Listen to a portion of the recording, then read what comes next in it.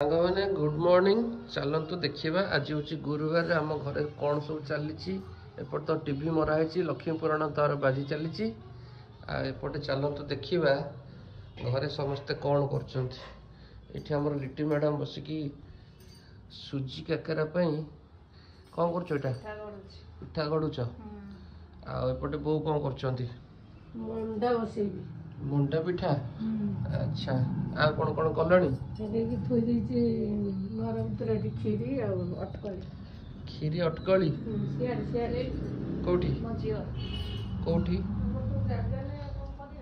ଏଠି କ୍ଷୀରି ଥୁଆ ହେଇଛି, ଏଠି ଅଟକଳି। ଆଉ କ'ଣ କରୁଛ? ଆଉ ତ ମଣ୍ଡା ପିଠା ହବ, ସୁଜି କାକରା ହବ, ବରା ହବ, ସେକା ବରା ହବ। ଆଚ୍ଛା, ସେକା ବରା ବଟା ହେଇଛି, ଏରା ବଟା ହେଇଛି, ସବୁ ବଟା ହେଇକି ରଖା ହେଇଛି। ଆଉ ଧୀରେ ଧୀରେ ଚାଲୁଛି, ଆଉ ସରିବ ଆଉ ଅଧଘଣ୍ଟା ଭିତରେ ସବୁ। ଠିକ ଅଛି।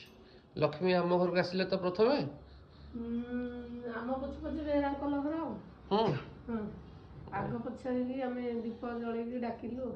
ଠିକ ଅଛି। ନାଇଁ ମାସେ ଦି ମାସ ଭିତରେ ଜଣା ପଡିବ। ମାସେ ଦି ମାସ ଏତେ ଦିନ ଅପେକ୍ଷା କରିହବନି, ତୁରନ୍ତ ଦରକାର ଲକ୍ଷ୍ମୀ। ତୁରନ୍ତ ଜଣା ପଡିବ କ'ଣ ହଉଛି ଆଉ।